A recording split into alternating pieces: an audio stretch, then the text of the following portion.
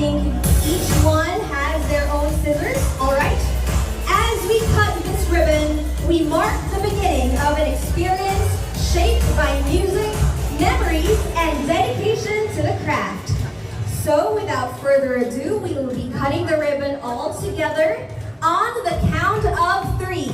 1, 2, 3! And there you have it! The Simula at Bukas experience is now officially open! May ilakapan ka, Stel?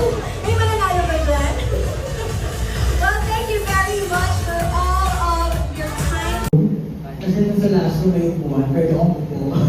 Upuan mo yun! Upuan ko yun. Di ba kami, meron doon sa music video natin na parang meter table, yung round table pala, tapos nakaupo kami lima.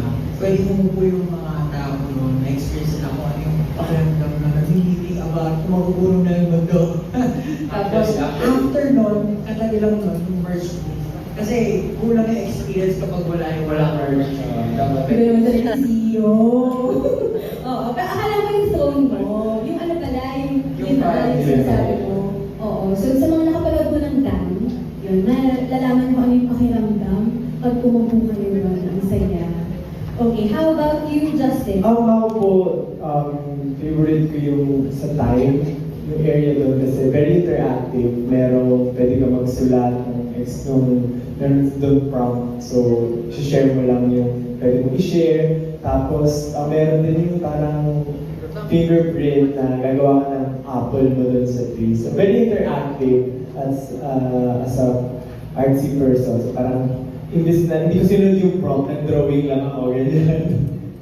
Sobrang interactive nga no, na kung ikaw yung 18 na nagbayad ka for a ticket, in-experience mo, lalabas ka ng hindi parang kulang yung experience kasi you're gonna leave your mark dito. Yeah. Kasi mismo, meron kang marka na I was here, at yung comfort mo, you can leave a message. So, ang ganda. Stan, how about you? Ako yung favorite ko, yung personal favorite ko, yung room after the DR. Yung gate namin sa dam, naka-display siya. Tapos pag-open mo, bubukod sa'yo yung dam tree.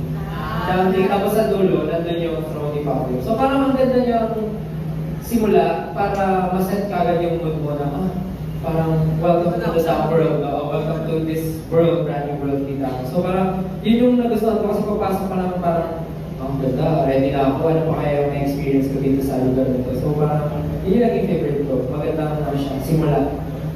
Bago ma-explore yung room. Magandang simula yun sa akin, bukas.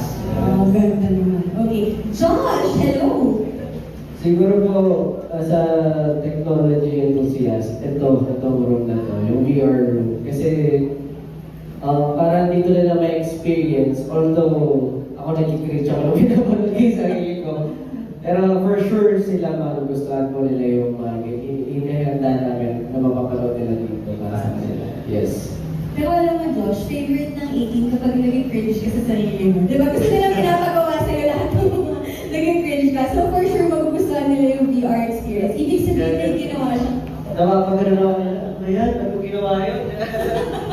So mag-enjoy po yun, I promise. Ken, how about you?